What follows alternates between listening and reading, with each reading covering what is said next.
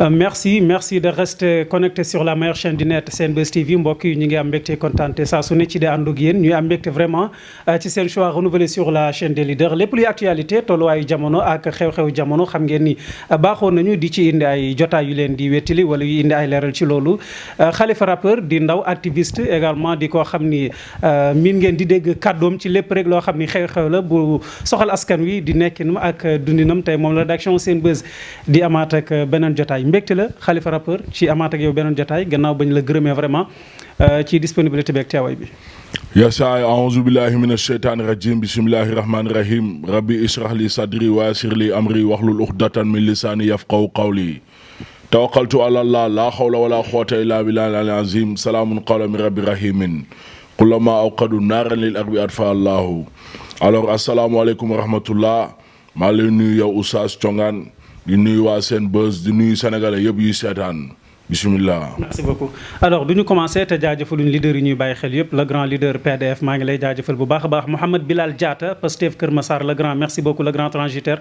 alors dinañ soxla vraiment ci lu tënku Khalifa nga leeralal ñu amoon nañu ay information que ni ndaw la dang la tegoon loxo police dafa la tegoon loxo demoon nga wuy ji dikk garde à vue nañu Khalifa alors ndax mën nga dikk ñun ci ay leeral ci lu tënku rek ci parcours bi nga xamoon ni dund nga ko fële ci dikk.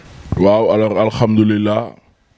kulama awqadu nara lil arbi atfa allahu kenn garde à vue ma nax quoi noonu la demee waaw mais nax tey si tey yaakaar naa avant sax dig di ma woo parce que dig samedi si guddi la ma woo waaw samedi bii la passé samedi si guddi bii nii la ma woo samedi bii passé ne ma lundi ma ñëw fa noonu la demee man saa waay dawuma làqatuwuma yaa ngi dégg te du ma malfaiteur waaw man mun naa ne sax man bienfaiteur laa barki alxuraanul karim parce que si mbedd bi saawaay nitu mbedd laa te fu ma teg sama bët si injustice wala yenn mafia yi dañ si maanaam jàpp yaa ngi dégg ñun bëgguñu kuy néewal doole doomu aadama voilà tey si tey nax suñ ma woowee damay ñëw man yoon saawaay xoola force reste à la loi yoon fu ma woowee damay ñëw yaa ngi dégg waaw mais nax dama ñaawlu li nga xamante ne ni ay malfaiteurs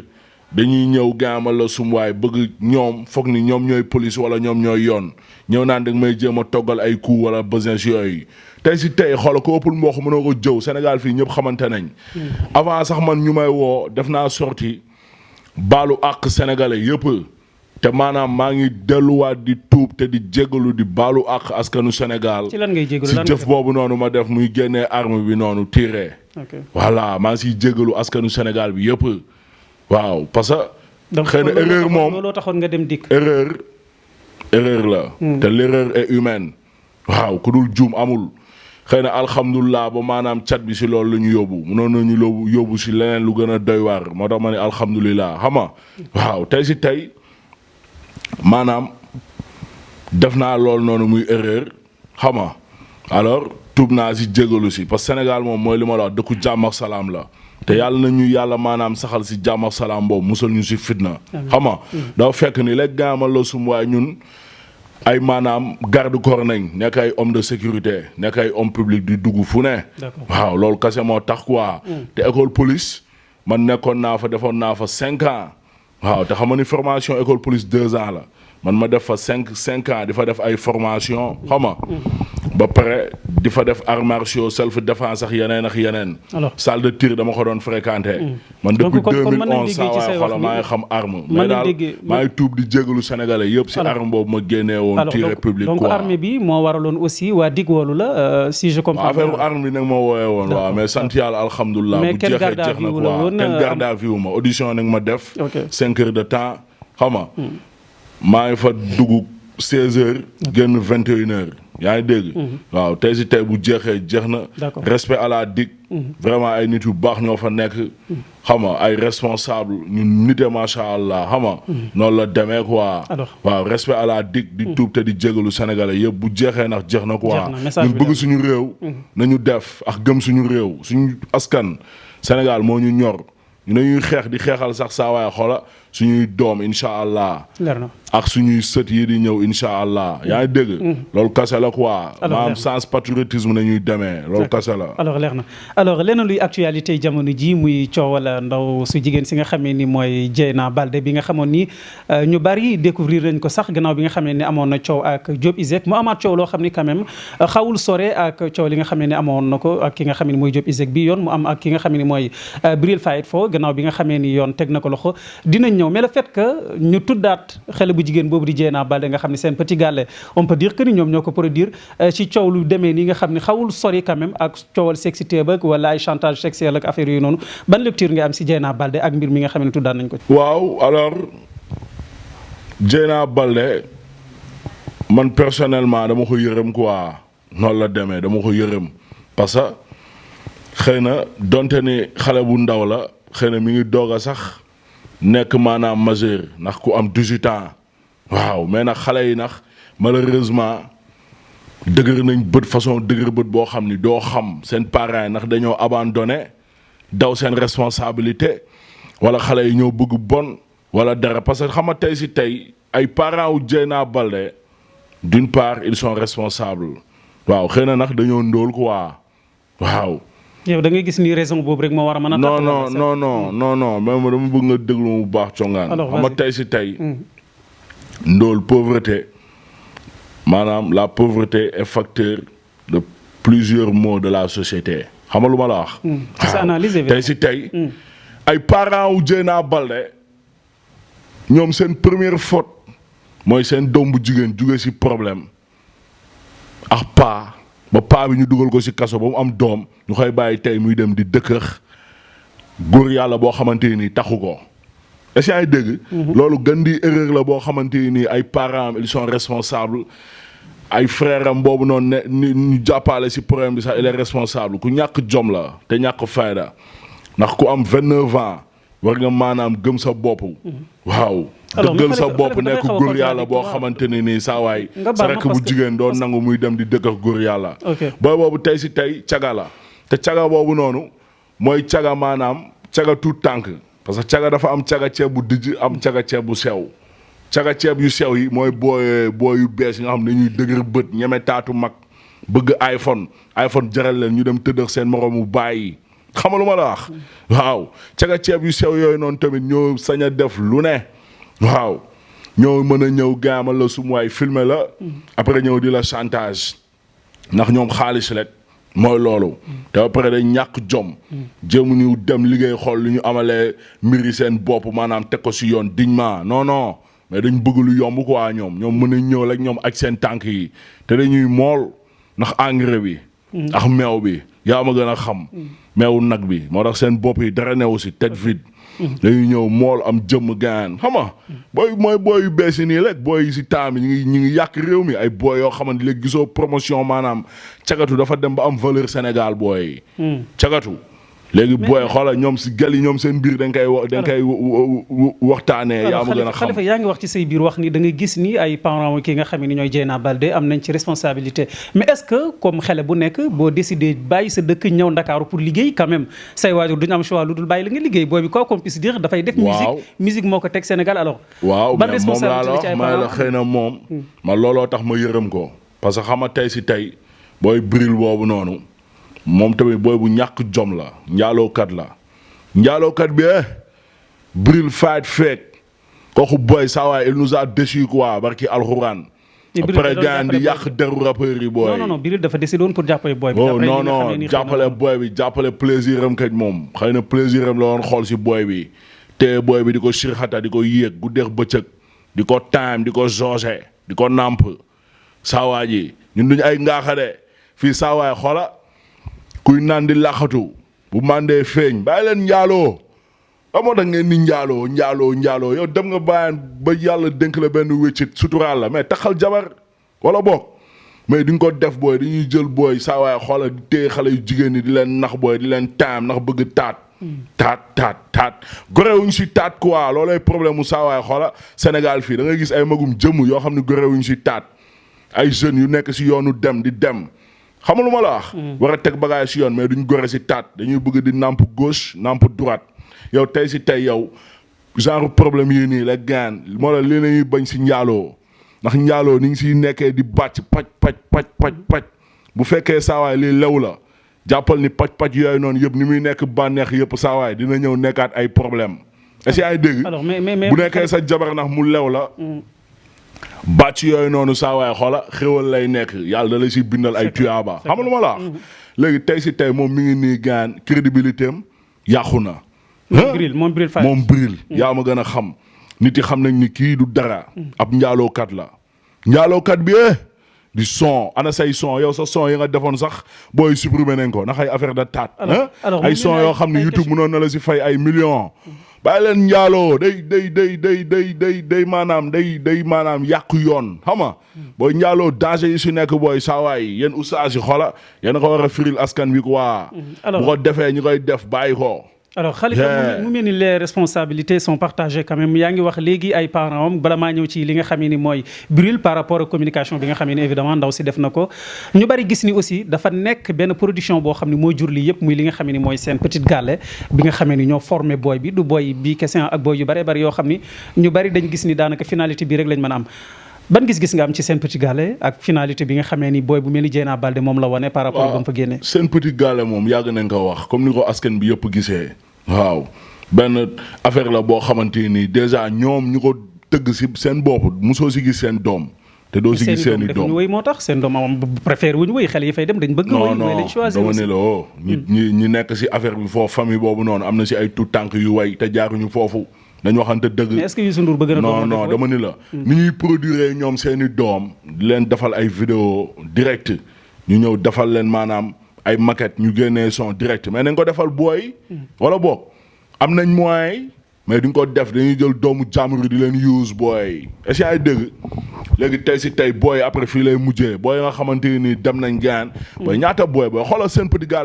xamaluma la xëy na ñu ngi seen jàng wala leen ak mais booy yi ñu siy gis publiquement yëpp ñi ay caga nañ. ñii tey si tey bu ñu amee ay problème ak ay pa suba ñu am problème ak ay yeneen góor yàlla xam nga lu ma la wax léegi tey si tey seen petit gallé boobu noonu mooy lu ma la wax yëfu naafeq dëgg la hypocrisie waaw seen petit gallé. mais te pourtant seen petit gallé même ma ñëw am nañ ci choix ñoom certainement. li leen xale yi xamuñu promouvoir xale yi nga xam ne dañ bëgg a def musique aussi. xale yi xamuñu mooy lu ma la wax waaw xale yi. xamuñu quoi ay magum jëmm yoo xamante ni ay saay-saay nañ.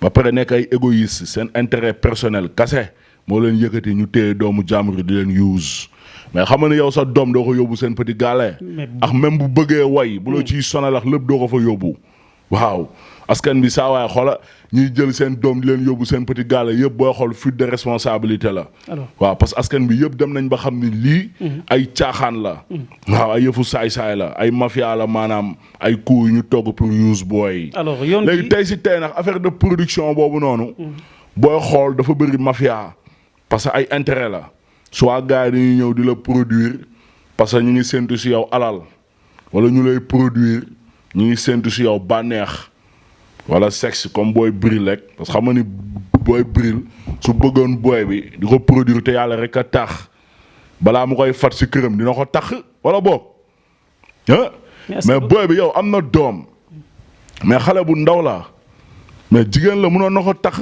mu juraatal ko benn njaboot mais non ay complexe nañ waaw gëmuñu seen bopp yow boo bëggee yéeg booy bi saawaay dem ba koy fat ba koy dugal sa kër mais nga def si farata.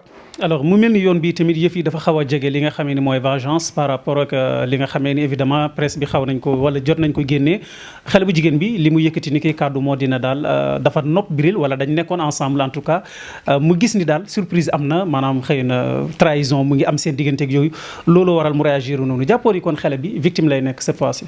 moom laa la wax moo tax ma la man xale bi dama ko yërëm xam sànq maa la koy wax. maa la naan dama ko yërëm mais man je ne suis pas avocat du diable te du ma défendre caga yaa ngi dégg voilà xëy na dafa ñàkk xam rek maanaam tollu foofu. yaa ngi dégg parce que bu demee bay dugg si kaso si genre problème yii nii yu ñàkk fayda yii nii xam nga fa laa ko yërëmee quoi mais Bril tey si tey.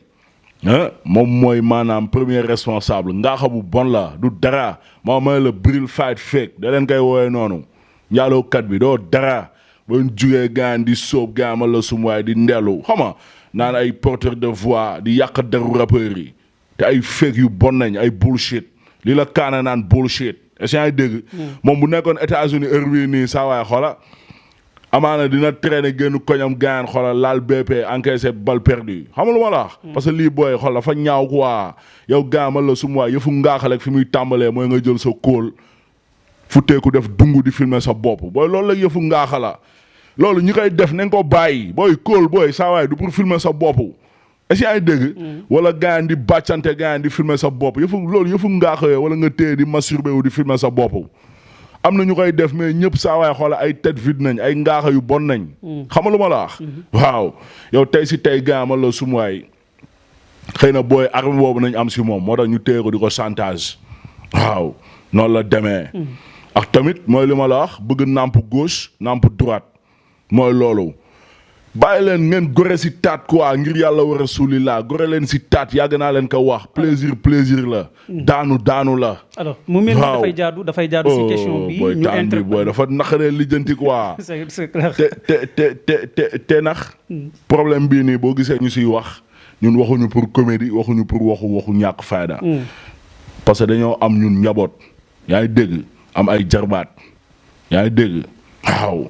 te tey si tey ñun dañuy waxal maanaam askan wi di wax ñoo xamante ne nii saa waay gis nga bu ñuy wax dañuy jël wax yi tegal ko seeni doom est-ce que dégg seeni doom yoo xamante ne nii am nañ 18 ans jëm kaw pour maanaam ñuy jàng si message yi ñun ay porteurs de voix nañ askan boobu moo tax ñuy wax pour xale yu jigéen ñi régler yam benn place bañ a dugg gaan si affaire u dem gars yi di leen tëddee. fi góor yàlla bu la bëgg dëgg non même ma ñëw même ma àggali message bi. góor yàlla bu la bëggee dëgg yow xale bu jigéen bi yow laay waxal góor yàlla bu la bëggee dëgg premier jour su la naree time day bëgg nga nekk soxnaam est-ce que ay dëgg voilà mais booy leen bëgg time nii yëpp gaamal la sum waay te takkuñu leen mooy bëgguñu leen quoi bu ñu amee seen bànneex après ça quoi duñ leen mës a tax.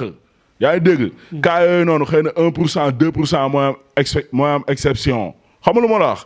yam leen seen pooju ndey ngir yàlla wa rasulullah ngeen bàyyi ba am jëkkër ngeen tànn góor yàlla bu baax boo xamante ni leer leen kii bëgg na leen ngeen seel ko te yàlla rek a tax xam nga lu ma la wax. ñun askan boobu moo tax ñuy wax ak tamit maanaam saay-saay yi nekk si taan bi di tëddee xale yu jigéen ñi ndax ay iPhone ak yeneen ak intérêt ñu bàyyi seen yëfu saay-saay yooyu dem takki jabar wala boog voilà mais pas ñuy toog di yàq société bi nii di wax ni nax instant bi lu gën a ñor askanu Sénégal sax mooy inondation yi ak maanaam dem bindu si carte électeur yi. alors dina voilà dem bindu askan bi nañ dem maanaam bindu ji maanaam parce que caga yi nii gaamal la sum waaye dañuy ñëw def fi buzz wala indi fi coow pour maanaam askan bi d'une partie ñu intimider ko xam lu ma la wax jël problème bi médiatiser ko nii si kaw fekk non l'essentiel mooy ngeen dem booy ngeen lijjanti seen carte d'identité ngeen bindu si liste électorale yi. ok caga yi ñu leen war a lijjanti da ngeen lijjanti. yesaay ngir ma génn ci point boobu rek mooy point bi nga xam ne mooy affaire Biril ak ki nga xam ne mooy Dieyna Baldé lan nga jàpp ni en vrai dire mooy li nga xam ne ni mooy li waral Biril en tant que jeune rappeur di koo xam ne aussi xëy na mu ngi ci milieu bi ñu bari aussi ci askan wi am choix ci li nga xam ne mu koy def da nga jàpp ni choix bi mu amoon ci dimbali booy bi certainement mën na dem ba ci biir mbëggeel dugg seen diggante wala ban responsabilité majeure nga jàpp ni moom la am ci jëf ji ba lii dal ko ci ak ñeneen certainement du moom kese du ñàkk ñu baree bari ci ay góor wala am d'affaires yoo xam ni piégé nañ leen ci yu demee nii. waaw responsabilité bi ma la wax rek mooy tey si tey à la base nit boo koy dimbali da nga koy dimbali te yàlla rek a tax waaw te Sénégal fii looloo fi néew looloo fi manqué booy dimbali nit da nga koy dimbali te yàlla rek a tax waaw nga xalaat ni gan man lii may def bu dara dul dara naa si gañe ay tuyaaba naa si gañe maanaam ngërmande suñu boroom te tey si tey ni ma koy defal nii keneen mun na ma ko defal askan wi maanaam foofu nañu war a toll nit yi foofu nañu war di xalaatee xam ni kat gaan saa waay xoola li ngay leble loolu lañ lay fay. booy dimbali yàlla te yàlla rek a tax booy dimbali nit yi te yàlla rek a tax jàppal ni yow yaa ngi liggéeyal yàlla nit dina jóge fee dimbali la si leneen. mais non booy temps bi booy képp ku lay dimbali booy si temps bi booy dina xool peut-être benn intérêt. alors wala xëy na même maanaam bu gisatul intérêt si yow wala deret xoola fa lay jaar dootul la sax faaleeti. waaw booy Sénégal loolu dafa ñaaw booy xam nga lu ma la wax. bokk na ci kàddu yi ngir ñu avancé Khalifa nga baal ma bala ngay jàllale say message yi nga xam ne moo la gën a intéressé. da ngay dimbali booy bi gaan fekk yow gaama la sum waay sa sullu ngay dimbali. alors mais sulloom la doon dimbali. Bril ku yabaate la booy dafa tooñ booy artiste rappeurs yi booy ay rappeurs yu bëri nax ay complexe nañ duñ génn nii saa waay wax nañuy wax dëgg te yàlla rek a tax moom est-ce que moom bu doon sërëm la gaan dina nangu gaan di dund ak moom concubinage wala boog dafa ñaaw quoi naka booy bi gaamal la sumuwaay mi ngi am doom kenn déggu ko naka te woo saay-saay bi mi ngi koy fat di ko tëddee di taam booy bi non booy kii dafa yabaate booy kii dafa saaga saawaay xola sénégalais yi la saaga public am ñi ko doon déglu di ko bàyyi xel ñoo ñëpp la saaga waaw booy ay clochard nañ waaw ñuy baaxuñu sax si askan quoi. noonu la demee. alors mu tudd ci keneen koo xam ni moom Dieyna Baldé wane na ni kooku moo gën a tax sax mu ñëw def jëf ji nga xam ne def na ko te vengeance tax mu bëggoon ko def muy Marichou bi nga xam ne dafa ni yëg na ni mi ngi doon génn ak ki nga xam ne mooy Bril Fight loolu tamit ci ay kàddu moom Dieyna Baldé bokk na ci li ko poussé à ce que mu def jëf ji ban lecture nga am ci loolu.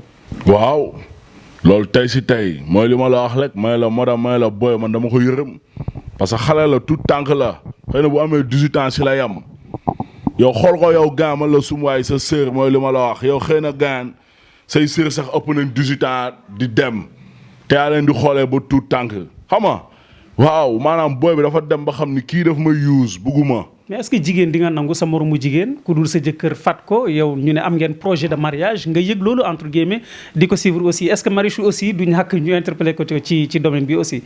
waaw moom xëy na boo leen ko gisee ngeen laaj ko. waaw mais yow làmmiñu askan moom xëy na moo koy jàngatee waaw. moom laa la wax may la Marichou kenn déggu ko si yooyu noonu xam nga lu ma la wax. mais tudd nañ ko ci cette fois-ci vraiment. tudd nañ ko si parce que Bril xëy na moo tax moom xëy na amaana sax xëy na Bril da ko topp. bëgg si moom soxna wala dara. te mënu ko am kenn xamul quoi comprendre na. loolu kasa la. waaw Marichou xëy na moom xëy na li ñaan siiw du jaamu borom maanaam xëy na turam noonu la si duggee. xëy na bu ñu si tuddoon beneen turu jigéen bu ñu xamul xëy na kenn du ko wax du dëgg. waaw ñun askan wi duñ ay ngaaxa affaire bi problème bi daal à 90%. booy Bril la. waaw booy Bril te jot na nax saawaay même organisation féminine yeex yooyu noonu yëpp. ñu taxawu booy bi booy Dieyna Baldé xam lu ma la wax.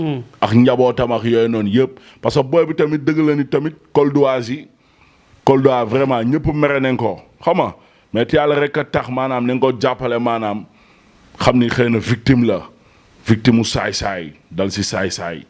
waaw parce que maanaam yow saay-saay fi muy tàmbalee rek mooy nga bëgg téye doomu jàmbur gaan fat ko concubinage ba xam nga luy concubinage yow. loolu suñu diine da ko teree loolu du yoon Baay Faal te xale bu jigéen fat ko déjà xale bu jigéen boobu noonu premier problème bi tamit dañ ko jëloon appartement tamit xam nga lu ma la wax. ba vraiment booy bi daal gars yi booy xëy na moom même bu nekkee caga sax caga ngaaxa dëgg la quoi. parce que xëy na muusul moom maanaam tàngul. xëy na xam na booy mooy lu ma la wax booy gars yi da leen gis nii rek booy yu bees yi nii. da leen gis nii booy ñu mool nii mooy loolu. seen bopp yi dara neew si booy muusuñu ñu yomb nax. comprendre na. booy ñu yomb nax moo tax boo nekkee saay-saay rek da ngay ñëw nax leen fat ren di jéggi mais saay-saay boobu noonu loolu ñun dañ koy dénoncer parce que baaxul si réew. saay-saay. day yàq réew yàq jeunesse yi yàq jeune fille yi xam nga te noonu nañ fi nekkee si taan bi fees fi dell di jël booy di yóbbu Dubaï di yóbbu Paris te xale yi di leen jauger booy di leen time di leen jëndal ay iPhone. booy saawaay iPhone nga ngaay si booy iPhone nga xam ne ñu ngi siy teg benn 5 ans mu xeewi. benn iPhone génn booy matériel booy alalu àdduna booy saawaay nga jaay sa ngor. oh booy vraiment te yàlla rek a tax moo tax ma ne la Bril boobu noonu saawaay vraiment heure bii nii saawaay gaan xëy na nag ok dafa dem porter plainte parce que dañ ko doon chantage wala dara ba booy nar si dem dugg tëdd kaso. mais booy saawaay bu ñu demee ba dugg tëdd si kaso bi saawaay. moom bu dee gor la moom fu mu nekk noonu moom saawaay fi muy nekk noonu maanaam xëy na mooy sax gën a metti jeel quoi waaw parce que yëpp moo am boo xool moo ko indil boppam. parce que concubinage boobu rek mooy li ma la wax fat doomu jàmbur di ko tëddee guddeex bëccëg. te xale bi di jose di taam di sóob ba xale bi dem gaamal la sumuwaay xam sa kóol fi muy nekk ak lépp fi muy nekk maanaam yow xale bi comme jabar da nga koy jabaroo daal te taxooxoo est-ce que yaa ngi maan loolu noonu. askan wi loolu lay buddi ci suuf. moom nañuy wax ci kaw. message bi leer na. yaa ngi dégg booy boobu noonu gaan te yàlla rek a tax. man moom personnellement dama ko yërëm. donte ne du ma avocat du diable te du ma défendre caga mais man dama ko yërëm quoi. waaw. alors say dernier kaddu ci lan lay jëm Khalifa. samay dernier kaddu ci soxor bi ci réew mi. bàyyi leen soxor iñaan te la moo tax ngeen soxor ñun amaana nii saa waay xool ñun du ñu dara booy ay jaam yu xeebu nañ. gis ngeen ma gaan maa ngi ci taan bi fii man di ko coacher di ko lijjanti. je suis pauvre mais alhamdulilah sant Bañas je suis très riche. parce que soldaaru Bañas laa man Bañas laay dund sama xol soxoreewu ma doomu aadama iñaaneewu ma doomu aadama barki alxuraanul karim boo tegee kaamil léegi ma waat ko daa fekk ni léegi porteur de voix la public la saay-saay yi ñëw si public yëpp dinañ dal seen kaw pour intérêt Sénégal ak intérêt maanaam valeur u Sénégal yi ñu fiy def injustice tamit dañuy dal seen kaw pour intérêt Sénégal ñun suñu réew bëgg suñu réew moo ñu dugal si loolu mais pas ay business ngeen di dem di def ay affaire booy ay njabar booy nit yi dañ soxor quoi booy taan bi barki alxuraanu karim dafa ñaaw booy li am si mim réew. mais nag sant yàlla alhamdulilah macha allah yàlla nañu yàlla sax si di ñu làq fu yàq yeggul. di ñu sàmm te du ñu aar. ba pare yàlla musal ñu maanaam te dindil ñu maanaam saay-saay yu bon yooyu noonu parce que mooy li ma la wax ñi baax ñi si mim réew ñoo ëpp fuuf moo tax sax ñun ñuy continuer di am yaakaar di gën a maanaam taxaw temm pour xeexal suñu réew est-ce que yaa ngi dégg. waaw te tey si tey nit yu baax yi ñuy ñaanal di ñu dooleel da leen di gërëm di leen sant. merci beaucoup waaw te tamit ma lancé last message. mooy que ni yi ñuy wax naan ay ñun dañoo soxor dañuy kaas dañuy kaas di kaas léegi xoola dañ ñëw taxaw temm pour indi solution pour Sénégal suñu solution bi ñuy indi xam nga mooy lan teg suñu mouvement citoyen. suñu mouvement citoyen du ay mouvement dóor yooyu noonu de ay dem nii dóor nii non. xam ban mouvement la. mouvement citoyen boo xam ni lépp pare na tur beex lépp xam nga incha allah nañ ko lancé bi ñu koy lancé na nga leen woo yéen ñëpp presse bi ngeen ñëw incha allah xam nga suñu mouvement citoyen benn objectif la mooy bépp jeune bu si bokku am liggéey ñun suñu objectif mooy l'emploi des jeunes ndaw yëpp am liggéey dañ koy tàmbalee nag suñu gox askanu Médina. est-ce que yaa ngi dégg parce que balaa ngay laax jaay nga laax lekk. bëggatuñu gis Médina saa waay ay jeunes yuy traîner wala ay jeunes chômeurs Médinois jeune Médinois buy chômer bëggatuñ ko gis. alors xam naa dinañ la may incha allah boo fa yegsee incha allah rek ko waxtaanee en tout cas wax ni ñun soxoruñu booy. bu leen dem di soxor seen soxor ñëw di ñu jéem a faagaagal. alors leen indi fekk ko fi tous ñebe muy buuti. mbégte la woon ci rédaction Senbuzz ñuy am ak yow jotaay Khalifa rappeur de son vrai nom Aboubacar Khalifa alliance Lamine Askan bi moom la rédaction Senbuzz doon am ak jotaay di leen jox dig daje ci lu yàggul dara sur la chaîne des leaders jërë ngeen jëf. góor kàttan baax lool ci góor gu tëlee ba góor gu gaaw a daanu am ka lu yomb la contactel gaaw ci numéro téléphone yi ngeen di gis.